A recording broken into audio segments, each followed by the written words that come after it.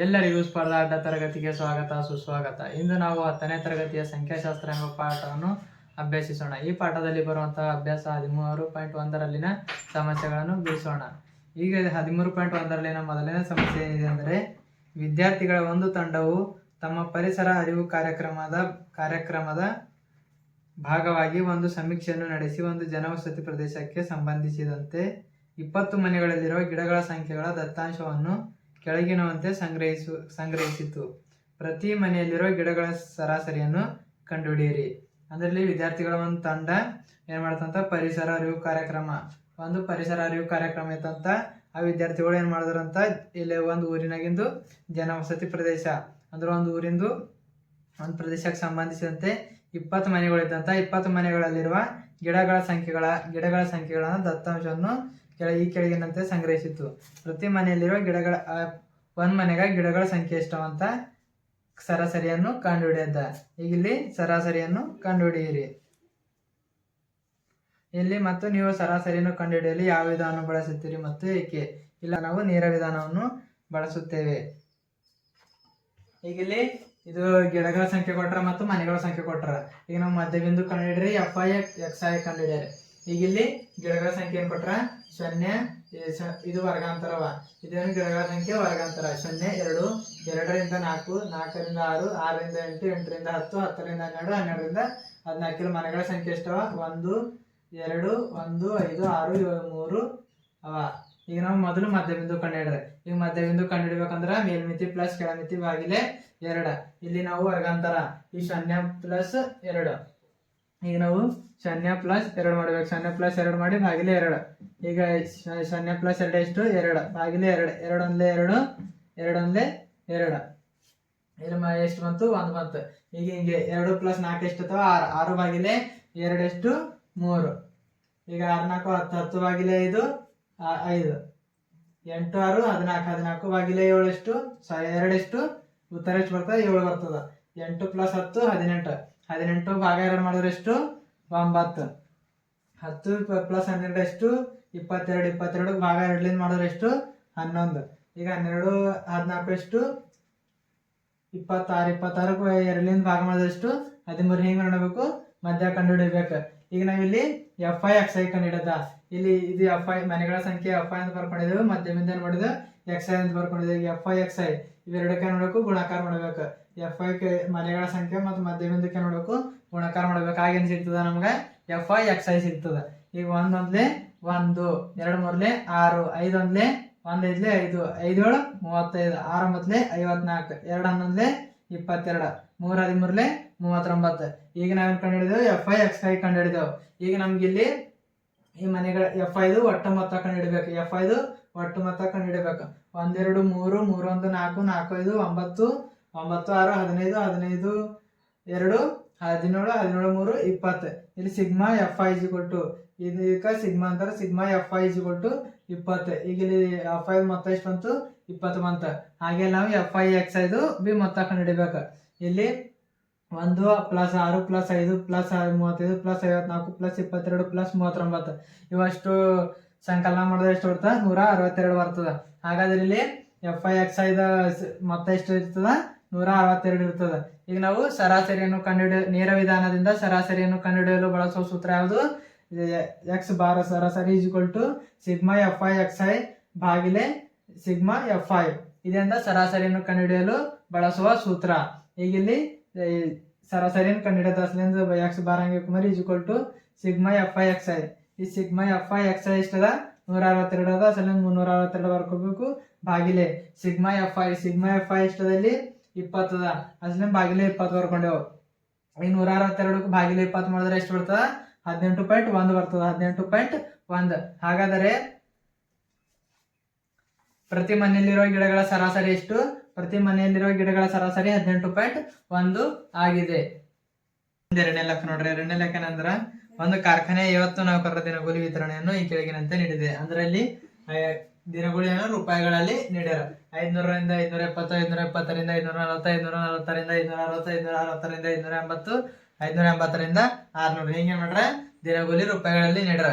ಮತ್ತಿಲ್ಲಿ ಆ ದಿನಗೂಲಿ ರೂಪಾಯಿಗಳ ನೀಡಿರೋ ಪ್ರಕಾರ ನೌಕರರ ಸಂಖ್ಯೆ ಬಿ ನೋಡ್ರಿ. ನೌಕರರ ಸಂಖ್ಯೆನು 500ರಿಂದ 520ಕ್ಕೆ 12, 520ರಿಂದ 540ಕ್ಕೆ 14, 540ರಿಂದ 560ಕ್ಕೆ 8, 560ರಿಂದ 580ಕ್ಕೆ 6, 580ರಿಂದ 600ಕ್ಕೂ 10 ಮಂದಿ ನೌಕರ ದಿನಗೂಲಿಯ ವಿತರಣೆಯನ್ನು ಹೀಗೆ ನೀಡಿದ್ದಾರೆ. ಕಾರ್ಖಾನೆಯ ನೌಕರರ ಸರಾಸರಿ ದಿನಗೂಲಿಯನ್ನು ಸೂಕ್ತ ವಿಧಾನ ಉಪಯೋಗಿಸಿ ಕಂಡುಹಿಡಿಯಿರಿ. ಇಲ್ಲೇನ್ ಮಾಡ್ದ, ಕಾರ್ಖಾನೆಯ ನೌಕರರ ಸರಾಸರಿ ದಿನಗೂಲಿ ಕಂಡುಹಿಡಿದ ಸೂಕ್ತ ವಿಧಾನ ಉಪಯೋಗಿಸಿ ದಿನಗೂಲಿಯನ್ನು ಕಂಡುಹಿಡಿಯಬೇಕಾಗಿದೆ. ಈಗ ನಾವು ಸರಾಸರಿ ದಿನಗೂಲಿಯನ್ನು ಕಂಡುಹಿಡಿಯಲಿ. ಈಗ ನಾವು ದಿನಗೂಲಿ ರೂಪಾಯಿಗಳಲ್ಲಿ ನೌಕರ ಸಂಖ್ಯೆ ನೋಡ್ರೆ 2 ಅವರೇ ಕೊಟ್ರ. ಈಗ ನಾವಿಲ್ಲಿ ಮಧ್ಯಬಿಂದುವನ್ನು ಕಂಡುಹಿಡಿಬೇಕಾಗ್ಯದ. ಈಗ ಮಧ್ಯಬಿಂದು ಕಂಡುಹಿಡಿಬೇಕಾದ್ರೆ ನಾವು ಮೇಲ್ಮಿತಿ ಪ್ಲಸ್ ಕೆಳಮಿತಿ ಭಾಗಿಲೆ 2 ಮಾಡ್ದಾಗ ಏನ್ ಬರ್ತದ, ಮಧ್ಯಬಿಂದು ಬರ್ತದ. ಈಗ ಇದು ವರ್ಗಾಂತರ 500 ಪ್ಲಸ್ 520 ಭಾಗಿಲೆ 2 ಮಾಡಿದ್ರೆ ಎಷ್ಟು ಬರ್ತದ, 510 ಬರ್ತದ. ಈಗ 520 540 ಮಧ್ಯಬಿಂದು 530, 540 560 ಮಧ್ಯಬಿಂದು 550, 560 580 ಮಧ್ಯಬಿಂದು 520, 580 600 ಮಧ್ಯಬಿಂದು 590. ಈಗ ನಾವು ಮಧ್ಯಬಿಂದುಗಳು ಕಂಡುಹಿಡಿದೆವು. ಈಗ ನಾವು FI/XI ಕಂಡುಹಿಡಬೇಕು. ಈಗ FI/XI ಕಂಡುಹಿಡಬೇಕಾದ್ರೆ ನಾವು ಇದು ನೌಕರರ ಸಂಖ್ಯೆಯನ್ನು ಇಟ್ಕೊಂಡಿದ್ದೇವೆ, FI ಇಟ್ಕೊಂಡಿದ್ದೇವೆ. FI/XI ಮಾಡಿದ್ರೆ ಬರ್ತದೆ FI/XI ಬೆಲೆಗಳು ಬರ್ತಾವ. ಇಲ್ಲಿ FI 12 ಅದ, ಇಲ್ಲಿ XI 510 ಅದ. 12 × 510 ಎಷ್ಟು, 6120.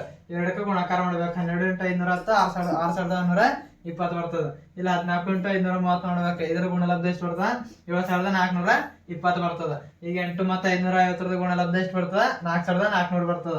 6 ಮತ್ತು 6 × 570 ಗುಣಲಬ್ಧ ಎಷ್ಟು ಬರ್ತದ, 3420 ಬರ್ತದ. ಈಗ 10 × 590 ಗುಣಲಬ್ಧ ಎಷ್ಟು ಬರ್ತದ, 5900 ಬರ್ತದ. ಈಗ ನಾವು ಇಲ್ಲಿ ನೋಡಿದ್ರೆ FI/XI ಬೆಲೆ ಕಂಡುಹಿಡಿದೆವು. ಈಗ ಇಲ್ಲಿ FI ಒಟ್ಟು ಸಿಗ್ಮಾ FI ಅಂದ್ರೆ ಈ FI ಒಟ್ಟು ಮೊತ್ತ ಕಂಡುಹಿಡಿಬೇಕ. ಇವು ಒಟ್ಟು ಮೊತ್ತ ಎಷ್ಟು ಬರ್ತದ, 50 ಬರ್ತದ. ಇಲ್ಲಿ ಸಿಗ್ಮಾ FI/XI ಎಷ್ಟು ಬರ್ತದ, ಅಷ್ಟು ಮೊತ್ತ ಎಷ್ಟು ಬರ್ತದ, 27260. 27260 ಈ FI/XI ಒಟ್ಟು ಮೊತ್ತ. ಈ ಸರಾಸರಿ ಕಾರ್ಖಾನೆಯ ನೌಕರಿಯ ಸರಾಸರಿ ದಿನಗಳು ಕಂಡುಹಿಡಿದ. ಈಗ ಸರಾಸರಿ ಕಂಡುಹಿಡಿಯುವ ಸೂತ್ರದಿಂದ ಸಿಗ್ಮಾ FI/XI ಭಾಗಿಲೆ ಸಿಗ್ಮಾ FI. ಇಲ್ಲಿ ಸಿಗ್ಮಾ FI ಅಂದ್ರೆ FI/XI ಮೊತ್ತ ಎಷ್ಟದ, 27260 ಭಾಗಿಲೆ FI ಒಟ್ಟು ಮೊತ್ತ ಎಷ್ಟದ, 50. ಈಗ 27260ರಾಗ 50 ಭಾಗ ಮಾಡಿದ್ರೆ ಎಷ್ಟು ಆಯ್ತದ, 545.2. 545.2. ಇಲ್ಲೇನು ಕಾರ್ಖಾನೆಯ ನೌಕರಿಯ ಸರಾಸರಿ ದಿನಗೂಲಿವಾಗಿದೆ. ಈಗ ಮೂರನೇ ಲೆಕ್ಕ ನೋಡ್ರ. ಮೂರನೇ ಲೆಕ್ಕ ಏನದಂದ್ರ, ಕೆಳಗಿನ ವಿತರಣೆಯು ಒಂದು ಪ್ರದೇಶದ ಮಕ್ಕಳ ದಿನನಿತ್ಯದ ಕೈ ಖರ್ಚಿನ ಹಣವನ್ನು ಅಂದ್ರೆ ಕೈ ಖರ್ಚಿನ ಹಣ ಅಂದ್ರೆ ಇಲ್ಲಿ ಪಾಕೆಟ್ ಅಲವೆನ್ಸ್ ಅನ್ನು ತೋರಿಸುತ್ತದೆ. ಸರಾಸರಿ ಕೈ ಖರ್ಚಿನ ಹಣವು 18 ಆದರೆ ಬಿಟ್ಟು ಹೋಗಿರೋ F ನ ಆವೃತ್ತಿಯನ್ನು ಕಂಡುಹಿಡಿಯಿರಿ. ಕೆಳಗೆ ವಿತರಣೆ ಅಂದ್ರೆ ಇಲ್ಲಿ 11ರಿಂದ 13 ಮಕ್ಕಳ ಸಂಖ್ಯೆ 7ರ, 13ರಿಂದ 15 ಕೈ ಖರ್ಚಿನ ಹಣ ರೂಪಾಯಿ, ಮಕ್ಕಳ ಸಂಖ್ಯೆ 6ರ, 15ರಿಂದ 17 ಮಕ್ಕಳ ಸಂಖ್ಯೆ 9ರ, 17ರಿಂದ 19 ಮಕ್ಕಳ ಸಂಖ್ಯೆ 13ರ, 19ರಿಂದ 21 F ದ ಆವೃತ್ತಿಯನ್ನು ಮಾಡೋದ ಕಂಡುಹಿಡಿದ. 21ರಿಂದ 23 ಮಕ್ಕಳ ಸಂಖ್ಯೆ 5ರ, 23 25 ಮಕ್ಕಳ ಸಂಖ್ಯೆ 4ರ. ಹಿಂಗೇನು ಮಾಡ್ರೆ ಇವರು ಕೆಳಗಿನ ವಿತರಣೆಯನ್ನು ಕೊಟ್ಟರೆ. ಈ ವಿತರಣೆಯನ್ನು ಕೊಟ್ಟು ಇದು ಏನದ, ಒಂದು ಪ್ರದೇಶದ ಮಕ್ಕಳ ಕೈ ಖರ್ಚಿನ ಹಣದ ಅಂದ್ರೆ ಕೈ ಖರ್ಚಿನ ಹಣ ಅಂದ್ರೆ ಪಾಕೆಟ್ ಅಲವೆನ್ಸ್ ಅದ. ಈ ಪಾಕೆಟ್ ಅಲವೆನ್ಸ್ ಇದು ಸರಾಸರಿ ಬೇರೆ ಕೊಟ್ಟರೆ. ಇವೆರಡು ಸರಾಸರಿ ಕೈ ಖರ್ಚಿನ ಹಣದ ಸರಾಸರಿ ಎಷ್ಟದ, 18 ಅದಂತ. ಆದ್ರೆ ಬಿಟ್ಟೋಗಿರೋ F ಏನದ ಬೆಲೆ ಕಂಡುಹಿಡಿದ. ಈ ಬೆಲೆ ಏನ್ ಮಾಡ್ರಿ ನಾವು ಕಂಡುಹಿಡಿಯ. ಈಗ ಇಲ್ಲಿ ಅವ್ರೇನ್ ಮಾಡ್ರ, ಕೈ ಖರ್ಚಿನ ಹಣ ಅಂದ್ರು ವರ್ಗಾಂತರ ಬಿ ಅವ್ರಿಗೆ ಕೊಟ್ರ, ಮತ್ತೆ ಇಲ್ಲಿ FI ಮಕ್ಕಳ ಸಂಖ್ಯೆ ಬಿ ಅವ್ರಿಗೆ ಕೊಟ್ರ. ನಾವಿಲ್ಲಿ ಏನ್ ಮಾಡದ, ಮಧ್ಯಬಿಂದು ಕಂಡುಹಿಡದ ಮತ್ತು FI/XI ಕಂಡುಹಿಡ್ಕೋಬೇಕು. ಈಗ ನಾವು ಮಧ್ಯಬಿಂದು ಕಂಡುಹಿಡಬೇಕಾದ್ರೆ ನಾವು ಮಧ್ಯಬಿಂದು ಕೊಟ್ಟು ಮೇಲ್ಮಿತಿ ಪ್ಲಸ್ ಕೆಳಮಿತಿ ಭಾಗಲೆ 2 ಇದು ಮಾಡಿದ್ರೆ ಬರ್ತದ, ಮಧ್ಯಬಿಂದು ಬರ್ತದ. ಈಗ ಇಲ್ಲಿಂದ ವರ್ಗಾಂತರದ 11 + 13 11 + 13 ಎಷ್ಟೈತ, 24 ಆಯ್ತವ. 24 ಭಾಗಿಲೆ 2 ಮಾಡ್ಬೇಕು. 24 ಭಾಗಿಲೆ 2 ಮಾಡಿದ್ರೆ ಎಷ್ಟೈತ, 12 ಆಯ್ತದ. ಈಗ ಇಲ್ಲಿ 11 13 ಮಧ್ಯಬಿಂದು ಎಷ್ಟು, 12. 13 15 ಮಧ್ಯಬಿಂದು 14. 15 17 ಮಧ್ಯಬಿಂದು 15ರಿಂದ 17 ಮಧ್ಯಬಿಂದು 16.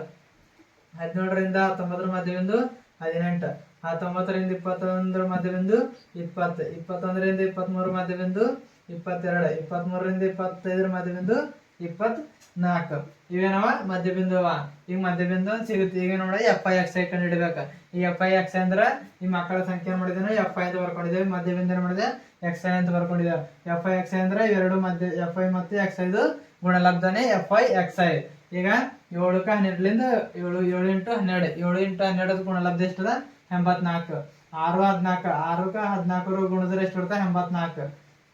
9ಕ್ಕೆ 16 ಗುಣಿಸಿದ್ರ 144. 13ರಲ್ಲಿ 18 ಗುಣಿಸಿದ್ರ 234. ಎಫ್ ಇಂಟು 20 20 ಇಂಟು ಎಫ್ ಏನಾಯ್ತದ 20 ಎಫ್ ಆಯ್ತದ. 5 ಇಂಟು 22 110. 4 ಇಂಟು 24 96. ಇದೇನಾಯ್ತು ಎಫ್ ಐ ಎಕ್ಸ್ ಐ ಕಂಡುಹಿಡಿದೇವೆ. ಈಗ ನಾವೇನ್ ಮಾಡದ ಸಿಗ್ಮಾ ಎಫ್ ಐ ಕಂಡುಹಿಡ್ಬೇಕು. ಸಿಗ್ಮಾ ಎಫ್ ಐ ಕಂಡುಹಿಡ್ಬೇಕಾದ್ರೆ ನಾವು ಇವು ಅಷ್ಟ್ರದ್ದು ಸಿಗ್ಮಾ ಅಂದ್ರೆ ಮೊತ್ತ, ಇಲ್ಲಿ ಸಿಗ್ಮಾ ಅಂದ್ರೇನು ಮೊತ್ತ, ಈ ಸಿಗ್ಮಾ ಎಫ್ ಐ ಕಂಡುಹಿಡ್ಬೇಕು. 7 + 6 + 9 + 13 ಪ್ಲಸ್ ಎಫ್ ಪ್ಲಸ್ 5 + 4 ಎಷ್ಟಾಯ್ತು 44 ಪ್ಲಸ್ ಎಫ್ ಐತೆ. ಇವು ಅಷ್ಟಕ್ಕೆ ಕೂಡಿಸ್ಕೊಂಡೆವು ಪ್ಲಸ್ ಏನ್ ಮಾಡಬೇಕು ಎಫ್ 44 ಪ್ಲಸ್ ಎಫ್ ಐತೆ. ಹಾಗೆ ಇಲ್ಲಿ ಏನ್ ಮಾಡ್ರಿ ಎಫ್ ಐ ಎಕ್ಸ್ ಐದು ಮೊತ್ತ ಕಂಡಿಡ್ಯಾರಿ. ಈಗ 84 + 84 + 144 + 234 + 20 ಎಫ್ ಪ್ಲಸ್ 110 + 96 ಇವಷ್ಟು ಕೂಡಿದ್ರೆ ಎಷ್ಟು ಬರ್ತದ 252 + 20 ಎಫ್ ಬಂತು. ಇಲ್ಲಿ ಸಿಗ್ಮಾ ಎಫ್ ಐದು ಮೊತ್ತ 44 ಪ್ಲಸ್ ಎಫ್ ಬಂದ್ರೆ ಇಲ್ಲಿ ಸಿಗ್ಮಾ ಎಫ್ ಐ ಎಕ್ಸ್ ಐದು ಮೊತ್ತ ಎಷ್ಟು ಬಂತು 252 + 20 ಎಫ್ ಬಂತು. ಈಗ ನಾವು ಅದ್ರದ್ದು ಎಫ್ದು ಬೆಲೆ ಕಂಡ್ರಿ. ಸರಾಸರಿ ಕೈ ಖರ್ಚಿನ ಹಣ ಸರಾಸರಿ ಕೈ ಖರ್ಚಿನ ಹಣ ಎಕ್ಸ್ ಬಾರ್ ಅಂದ್ರೆ ಸರಾಸರಿ ಈಜ್ವಲ್ ಟು ಎಕ್ಸ್.